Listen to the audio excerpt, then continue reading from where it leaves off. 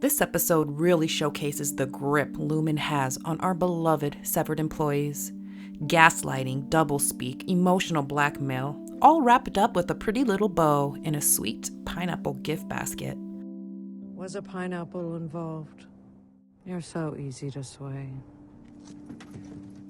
We find out what really happened to the Outties after the Macrodat uprising, that unlike the lies and propaganda the Innies were told, only a few days have passed and Lumon is still in full control on the outside and the inside. We see evidence that Miss Helly is the mastermind, the one who's in control, that perhaps her father too is severed, a part of the bigger plan she has at play. But also, we see more evidence that camaraderie and love seem to transcend severed memories, that these feelings drive both our Innies and Outties decisions, regardless of who felt it. Let's break it down.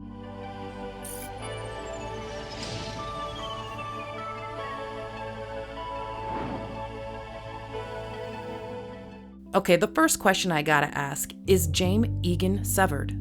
It seems to me that Helly is the real HBIC. She runs Lumon, not her father. He has been fairly uninvolved in running the company, with Helly as the literal face of Lumon and Severance. And whenever we see him talk, he gets the same glazed over look in his eye as the Innies do when they're going down that elevator. In season 1, we saw how the ultra-wealthy use Severance differently to avoid unpleasant things like the senator's wife and pregnancy. So what is Jame avoiding? I still don't know the answer, but I'm convinced he's severed, and if that's the case, maybe Helly is the one controlling his switch. Helly also tells Miss Cobell that she speaks for her father, and so far what Helly says goes. She uses typical Lumon manipulation tactics on Miss Cobell, offering her a new role as an advisor, but Cobell is too smart for that. She knows they are just trying to keep her under their thumb. They talk in doublespeak.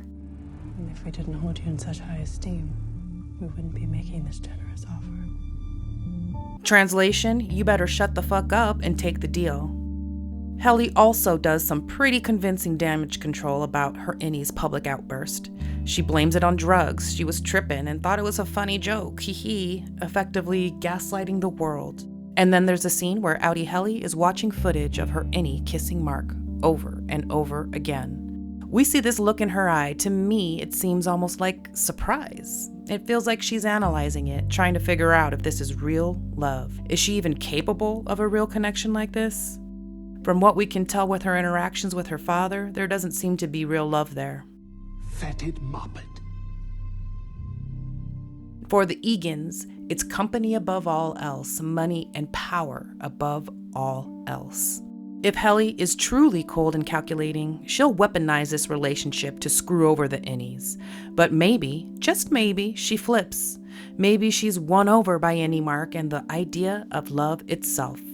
We've already seen how love changed Irving, from a loyal Eagan truther to part of the Macrodat uprising.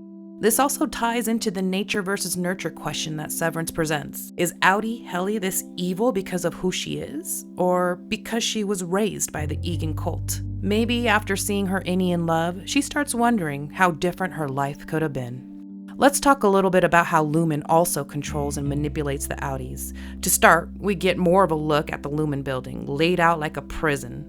In my season 1 recap, we talked about the Panopticon, an 18th century architectural design that is made to enforce self-governance through the mere threat of being watched.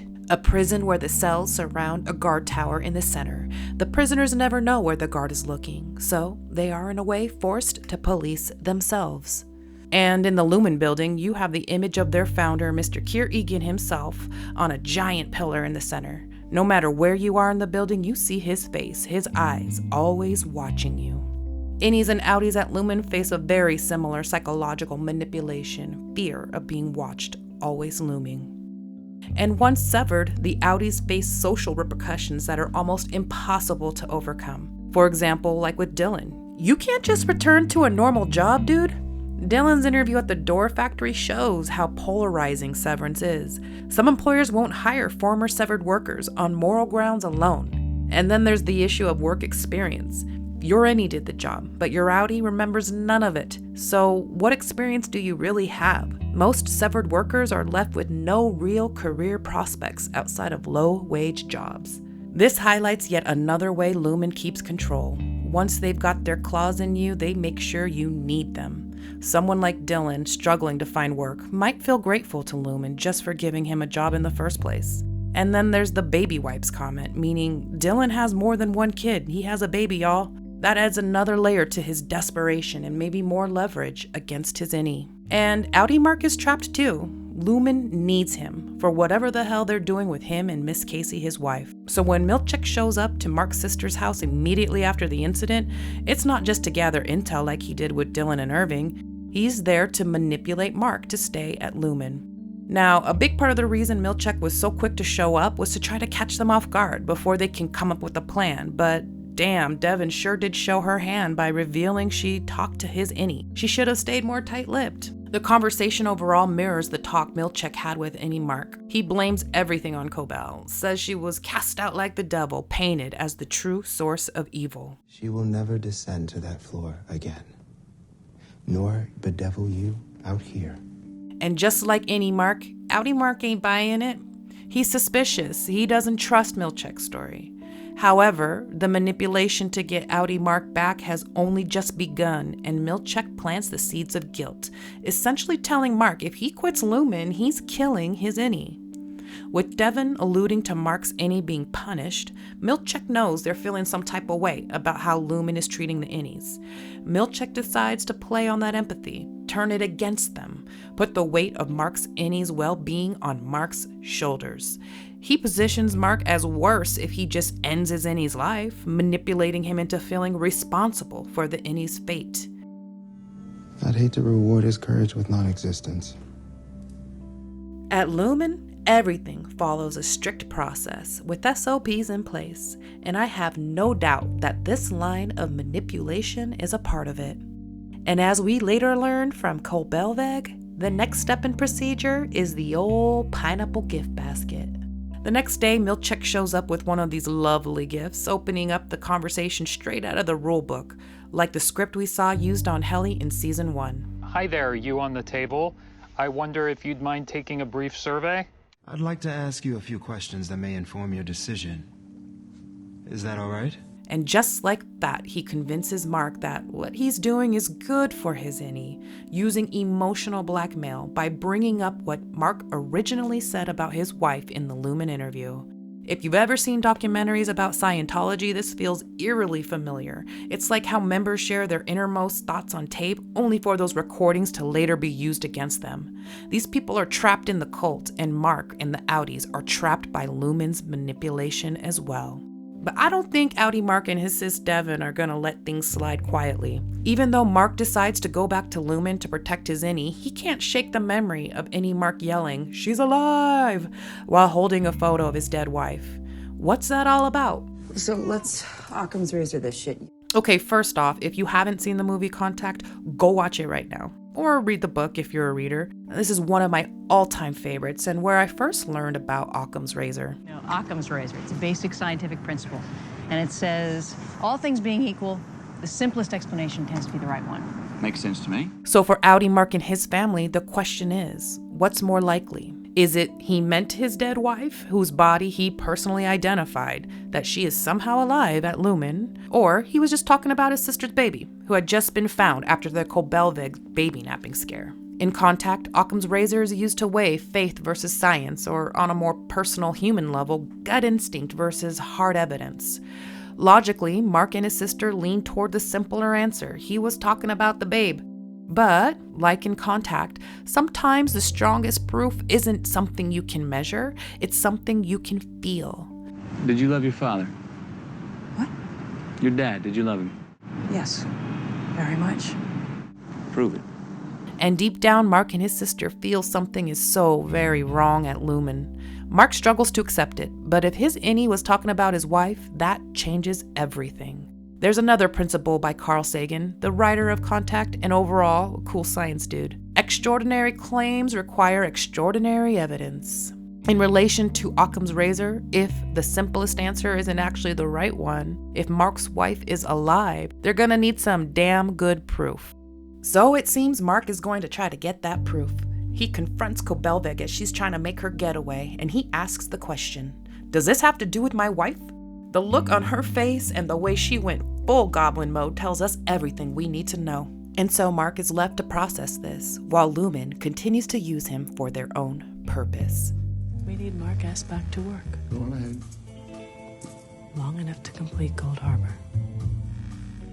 In the last episode, we saw that Mark was working on a program called Cold Harbor, and the backend briefly showed Miss Casey's picture on it, along with various data points listed in internal Lumon jargon. We've seen our Innies categorize numbers into different buckets, and within those buckets, it appears that there are 4 subcategories: WO, DR, FC, and MA. Okay, so going back to what we know for sure, the Innies categorize numbers based on feelings. We know some are scary, and Mark hinted that some are more happy. This brings us to the 4 tempers. Remember that whole waffle party seduction dance in season 1? The tempers are Woe, Dread, Frolic, and Malice. Look familiar? We also learned in season 1 that these tempers represent the 4 main emotions that make up a person. According to the great Jame Eagan, the goal is to tame or control these tempers for ultimate power. It seems our Innies are working to tame the tempers by categorizing them within these files. Maybe once a file is complete, it allows full control over the person's mind, creating the perfect severed worker. But what about the other Innies? Were they also assigned to files connected to someone they know on the outside? And then the Amish dude, Frolic tattooed on him, which he's more so giving grumpy, but I suspect this will all make sense as we continue on the season. Alright, before we go, there were a couple other storylines that still have me guessing. First off, what's up with 5X, the other severed facility mentioned that Mark W. and Gwen came from? And a pair who were laid off from 5X. 5X. Really? When Milchek explained he had to snag employees from there, the others gave him a wide-eyed look. And as Mark W. was getting fired, we hear him say, "Gimme another reason to sue." Something bad happened there, and I wonder if we will find out. And let's not forget Irving. We see Bert following him to a payphone. Okay, you're not picking up, I get it. I want you to know I mean that message. Who was Irving calling, and what message was he referring to, and what the fuck actually happened when Bert found him at his doorstep? It seems like Irving went straight home afterwards, since Milchek immediately found him there. OCCAM'S razor suggests Irving may have quickly apologized, oops, wrong house, and left, which could explain why Bert is following him, feeling a little suspicious of that. Or maybe there's something deeper at play, like Milchek said earlier. The solace you have given him down there will make its way to you. This ties into somatic memory, the idea that while the mind forgets, the body remembers. Even if their Outties don't fully understand it yet, they still carry the stress, the pain, and maybe even the love, like we saw with Helly reviewing the kiss and with Mark questioning his wife's death. Whew, man, what do you guys think? There's so much to uncover, and I don't know about you, but I'm really enjoying the psychological and philosophical questions, surprisingly more so than some of the sci-fi aspects. As always, if you liked this video, please consider throwing a like and subscribing for more content.